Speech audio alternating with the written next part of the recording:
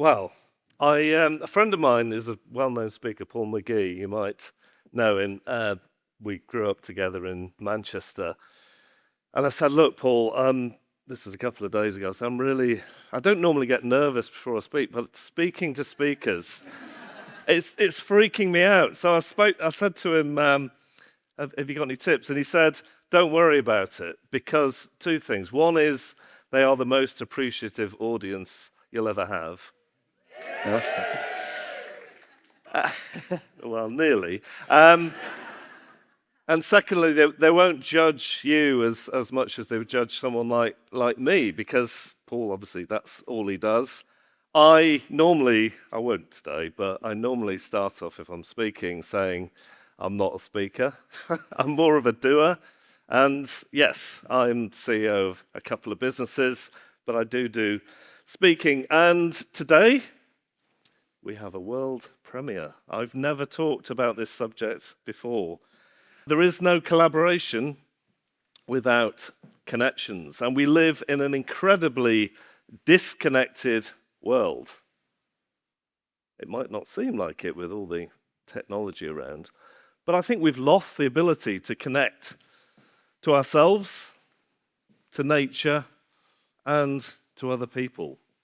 And what I hope to do by the end of the day is help you connect better. I have a successful business, but it's only really become enjoyable and more successful since I've learnt to connect and since I've built into the culture the ability for other people within our business to connect. So before we get on to it, a bit about me and what we do. So the main business is Cotswold Fare. We deliver lots of nice food. If you've ever been to a farm shop, deli, garden centre, posh supermarkets, then you will have probably bought our stuff. We deliver to 2,000 places across the UK, have a large, two warehouses, ambient, chilled, and frozen, and that keeps me quite busy. Because I was getting slightly bored of that business in 2021, we started a second business, which is called Flourish. Anyone live in the Bath or Bristol area? Oh, about 3 of you. Sue has actually been to Flourish, haven't you, Sue? Met me for lunch one day. So Flourish, yes, it's a retail business. Some people call it a farm shop. We have restaurant. I love what I do, by the way, and this will come across throughout. But we have some neurodiverse people working there who probably wouldn't have got jobs elsewhere. We've also taken on board about 4 Ukrainian refugees. We have a home and lifestyle store. Started a second store only last year, and the plan is to do a lot more. And yes, most people love our food business. Most people love working for us. And what I normally talk about is being a force for good as a business. We were 25 last year, so I know I don't look old enough to run a business that old, but yes, 25. And this is the front cover of our impact report, which we produce every year. And it is the highlight of my year, because these days, not so much of what's in there is anything to do with me, which is a much better way around than me driving it all forward. And yes, businesses need to make profit. It's like breathing. You don't wake up in the morning and think, I need to breathe today, do you? You think what you're going to do. The same with businesses.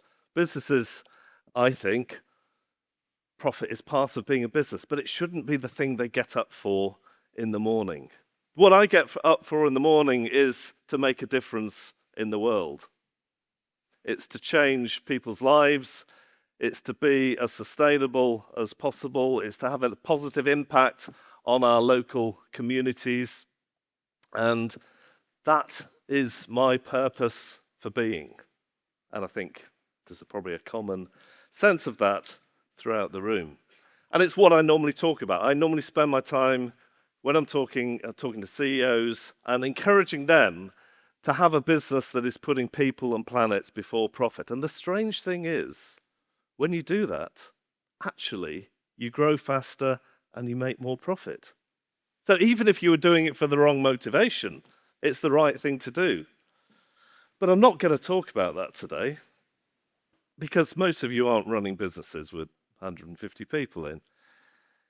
I wanted to talk to something, and when I talk, I want to do it in a way that helps change people's lives, including mine. And if I start crying halfway through this, that is normal, by the way. I'll just say that now, because everything I say today, I've very much got L plates on, and I'm still learning this stuff.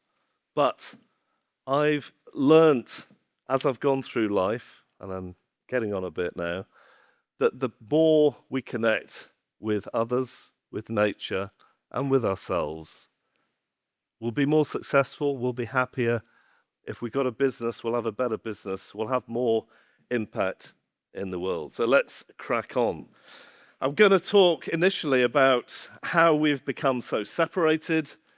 I'm then going to share very briefly some astonishing bits of science that proves that we are incredibly more connected than we think we are. And then I'm going to talk about a few tips on how to connect better to ourselves, nature, and other people. So let's crack on and talk about, I've called it the illusion of separation, because we're not separated, but we're not aware of our connectivity. And as we become more aware of our connectivity, our lives will change. And back in the day, a long time ago, but this is 99% of humanity, the hunter-gatherer days, we're in the 1% of time so far, they were incredibly connected. They wouldn't have even thought of nature as being a thing to connect to, because they were totally integrated with nature. They lived in communities of around 150 people. They only worked 20 to 30 hours a day, it would seem. I mean, some of this information is from current day hunter-gatherer societies, which there are a couple left. There was massive egalitarianism, no gender inequality here, apparently. And they were just well connected with each other. When the groups grew to more than 150, they would separate and start other communities. They were panentheists, and I'm glad I got that word out. The divine was in everything. The divine wasn't everything, but the divine was in everything. So they would marvel and be in awe at nature, and they would feel totally integrated with the place they lived and the people they lived with. Things started to change. The agricultural revolution happened, and people worked harder, actually. Mine became a thing. So hunter-gatherer days, everything was ours. In these days, individualism started, and we've come a lot further down that road since then. People lived in cities and towns, started to, less connection with nature, and less connection with the divine. Suddenly, whatever religion they were, there were experts, there were priests, there were people, go-betweens. No longer could people connect with the divine just where they were. They needed someone to help them do it. All bad religion, which is most religion in the world, does that. The pockets of good religion in lots of different religions are ones that are encouraging the connection with the divine for the individuals themselves. Scientific revolution came on. There's a pretty picture of René Descartes and Francis Bacon. I think, therefore I am, cogito ergo sum. This was the big disconnection within the human. Suddenly, the prefrontal cortex of the brain became super above everything else. The body no longer was that important, feeling things in the body. The emotions weren't as important. Rationality was the god during these times. And it screwed us up, to put it bluntly.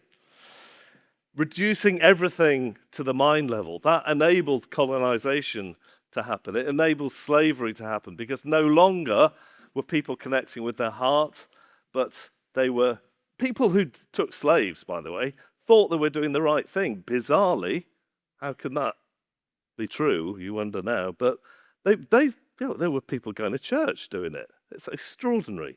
But you can rationalize anything if the mind is above everything else, because no longer are you connecting with the heart. The Industrial Revolution came along. James Hargreaves, that's him. He's an ancestor of mine. So I've always felt slightly a sense of having to redeem something there with the Industrial Revolution. He invented the spinning jenny. That was one of 3 inventions that kind of helped the Industrial Revolution, which, Manchester was the other part of the country that was a forerunner in these times. And it gets a bit of a bad press, but I'm not sure that's right, because the Industrial Revolution was only really furthering the individualism that had already started. And the last 250 years, obviously, it's got more and more hyper. We have capitalism, we now have ultra-capitalism, and we're now at the point where 6 white men own half the world's money. It was 8 a couple of years ago. Apparently it's down to 6, and maybe even 5. So we're reaping the poor rewards of this change. And now, even worse, the digital revolution. I'm astonished. Every time I go on holiday, I'm amazed that people don't really go on holiday anymore. The whole point of going on holiday is to turn stuff off, relax, enjoy each other, and enjoy the lovely place you are. And people don't do that anymore. They're sitting on the beach, on their phones, some of them, bizarrely, on their laptops, on the beach. They go out for meals. I mean, I remember I was in Barbados in this idyllic setting, waves crashing in, looked at the table next to us, there was 4 people sitting on their phones. And then when they go to a beautiful place, they don't actually engage with it. They're only getting a shot for Instagram. And we don't even, apparently, my experience isn't related to this, but we don't even connect with sex properly anymore, apparently. The amount of sex is going down, both in couples and outside of couples.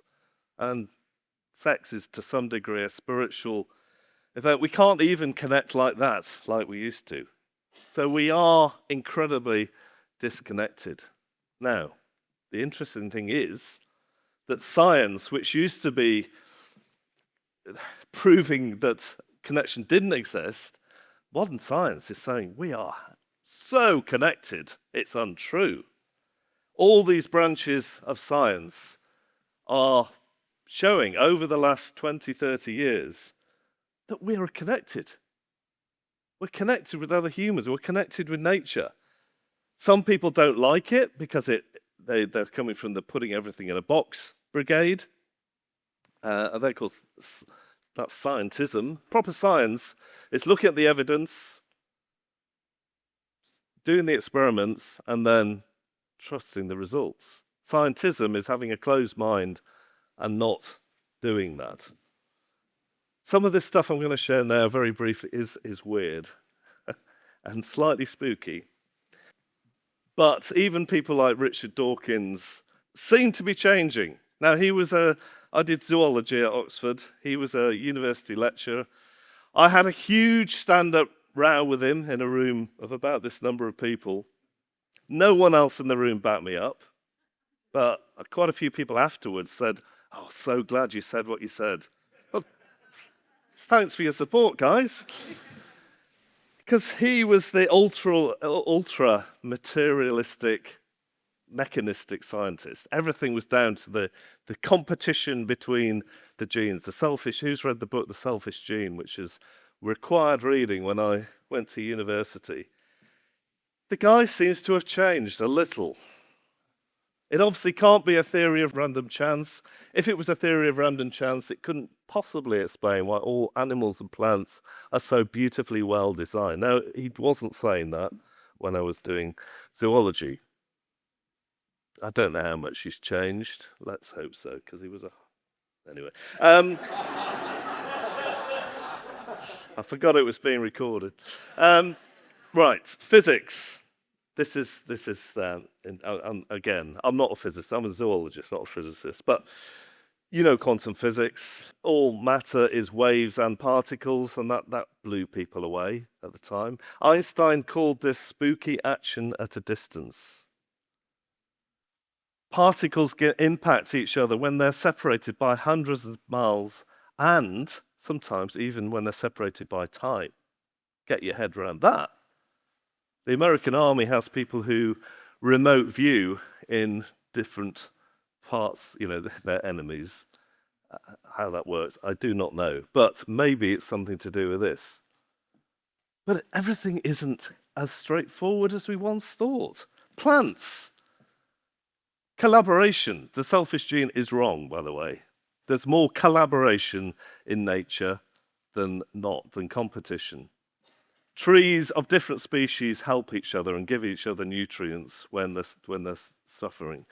It is true, you can talk to plants, it has a positive impact. This is Monica Gagliano, and she's done loads of works with plants about showing that there is a level of consciousness in plants. I mean, as I said, this is slightly weird, but plants have memory. Can't work that one out.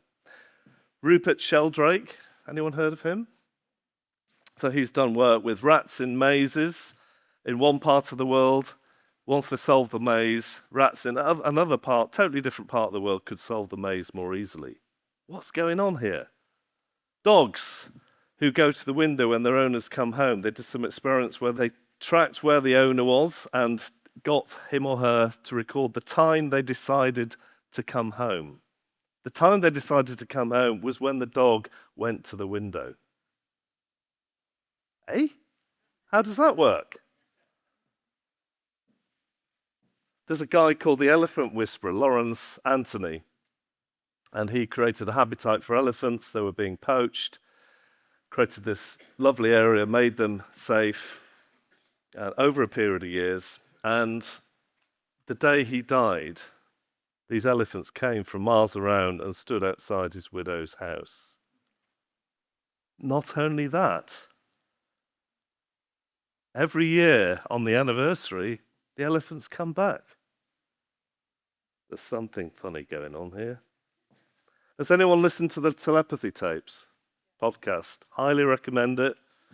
It's about non-speaking autistic people, and they have proved with loads of experiments that they can communicate with each other and their carers in separate buildings, soundproofed. Telepathy is a thing. It probably was a thing in the hunter-gatherer days. It would seem strange that it wasn't if dogs and elephants can communicate via telepathy. But it's happening today. Just think we can lift our levels of consciousness. The potential in this room is absolutely huge. We can live on a different level. I know some of this stuff is slightly odd. I find it odd too. But there is so much potential for us to live in a more human way and to snap ourselves out of the restricted way that we have started to live. Out-of-body experiences, Bruce Grayson is another one. He's done loads of work on people who have near-death experiences and know things when their soul, whatever you want to call it, leaves the body and comes back again. Hello, who's that? It's not me.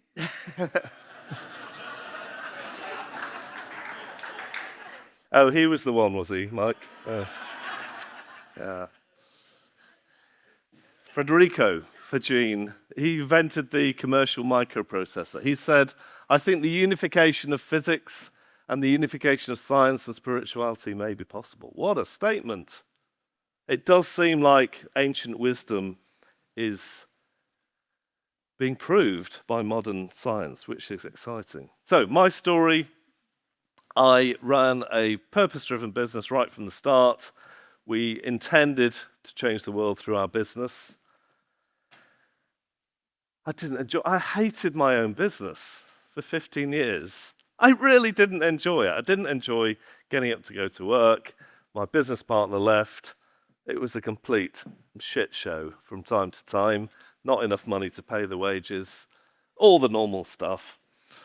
It was only when I started to learn to be connected that I started to enjoy it. How did that happen for me? Well, as for many people, we were talking about this earlier in Celine's session, you have to go through crap to get there. You can call it a midlife crisis if you want. I don't like that expression, because for me, yes, some people would have called it that. My marriage broke down. I had two pretty serious illnesses, one of them malaria, and almost lost the business. And it does seem like many of us, maybe not all, but many of us have to go through those really difficult times of transformation. And I'm sure, well, I don't know that many people here, but I know a few people here, and I know you all have been through that.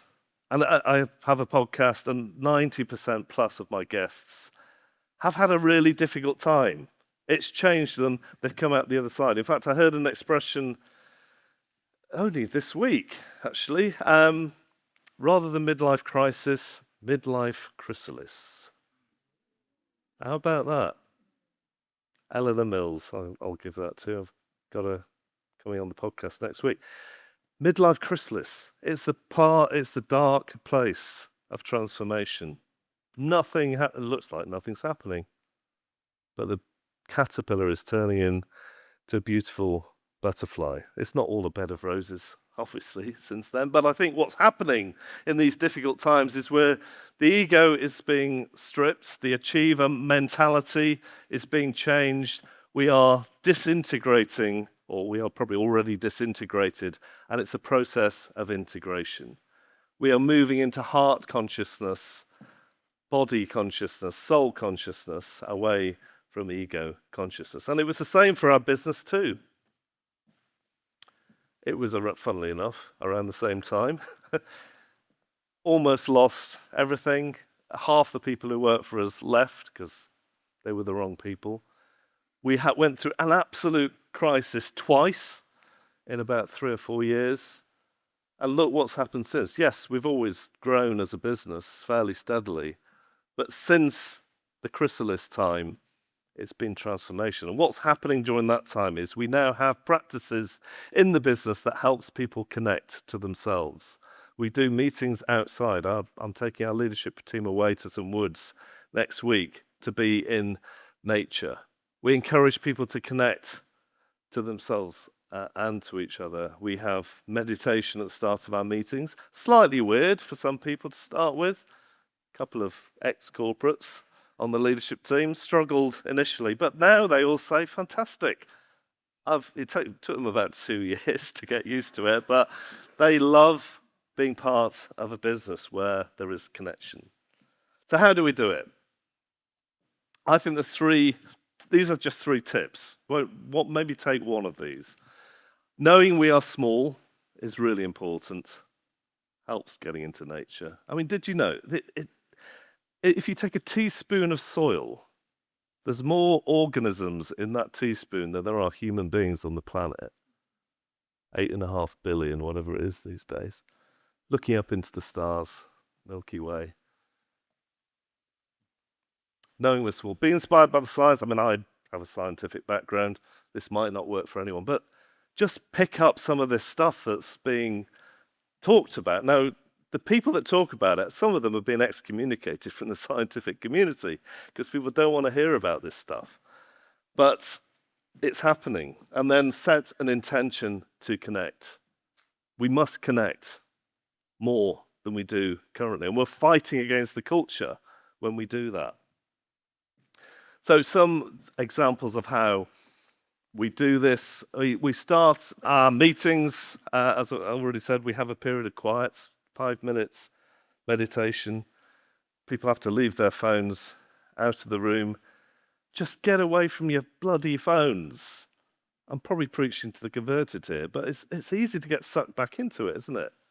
Turn off your devices. If you go for a walk, leave the phone at home. Silence. If you talk to any spiritual guru, what you need to be spiritual? Silence and solitude, they might say. We're not silent enough. We're not quiet enough. We don't know ourselves because we don't do enough of it. We also need to connect to our heart. I don't think Shelley's here, is she, Michelle? No. So Shelley talks about beautifully stuff that she's written on LinkedIn, actually, about shame. And it's about loving ourselves. A lot of us are carrying shame. Loving ourselves. I used to think, nah. I think, well, why? Let's just love each other, shall we? But I don't think we can. I mean, people used to say this, I didn't believe it. Loving ourselves is an essential part of loving others. I had a transformational time in India. I'd just been skinny dipping actually in that river and then saw the sign afterwards. That's probably not a thought you want, actually, is it? Sorry about that, but yeah. And what that experience gave me was all the crap's happened to me, and the good stuff, has formed me into the person I am today. And I have a unique offering for the world because of the crap and the background and the pretty shitty childhood and from an emotional point of view. And that's made me who I am today. Fantastic. And we need to know that if we're going to connect to ourselves. Connecting to nature, this isn't just about appreciating nature, it's about embracing it. It's about becoming one with it. I mean, this was a picture. I remember this picture from my primary school wall. Bizarre. What's going on? This is about man subduing nature. And notice that woman is underneath the man. Makes it even worse. We're not, again, I said at the beginning, nature isn't something that's separate from us. We are nature. We're animals.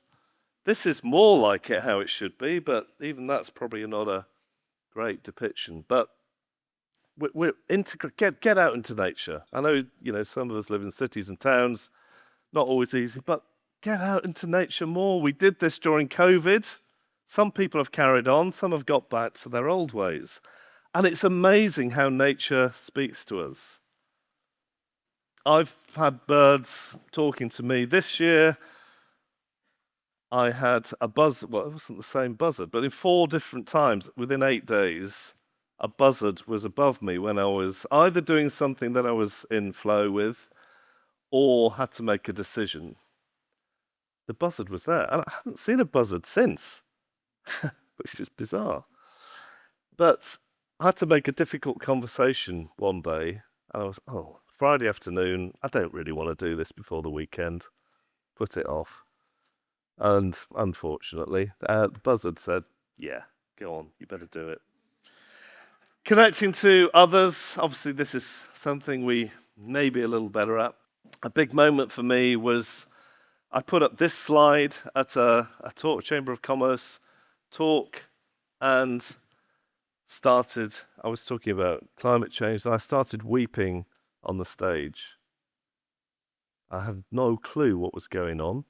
Highly embarrassing. The audience hadn't paid to come and see a grown man cry. And what I realized afterwards was happening was, for the first time, climate change for me wasn't just about stats and figures. It was about people. Through our reckless use of energy since the Industrial Revolution, we've actually killed people all over the world. 200,000 people are made homeless by climate change every year in Bangladesh. And I knew that stat, but for the first time, my heart was connecting with the people in Bangladesh. We've got a project in Kenya, which I love taking teams to, and I took a hard-nosed organic dairy farmer from Wales. He's about 68, and after 2 days there, he said, at the time, no electricity. We've put it in since. We're sitting in a fading solar light, and he said, Paul, thank you for changing my life. I said, what? I haven't done anything. You've just come with me. He said, no, Paul, for the first time, I've connected with people that aren't like me. It's powerful. As we're speaking, we need to connect with people. The exciting thing for me about starting our second business was putting love in at the beginning of that business. we kind of evolved into it with the first business. With the second business, we tried to put it in at the beginning. And two things just to finish that showed me, yes, something's working. One, in week one, there's a sous chef had run out of money because we hadn't had the first pay run yet, and someone found out that he was walking a huge, I think it was 4.5 miles. He was walking to work. Sorry. Each day. And someone just found out, and I only found out later, just gave him a bike. It's a very, very small thing, but that showed me that there was love in the business. And the second one was it was during COVID, we had our Christmas party at Easter because of lockdown, and two people independently, and one of them's on that photo. One was mid-50s, one was mid-40s. They both came to me on the same night, totally different conversation, and said for the first time in their lives,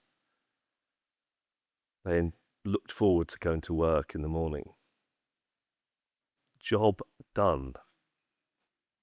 That's why I get up in the morning, is to bring connection into people's lives. So how much are you bringing connection into your work? How well are you connected to yourselves? How well are you connected with nature? And how well are you connecting with each other?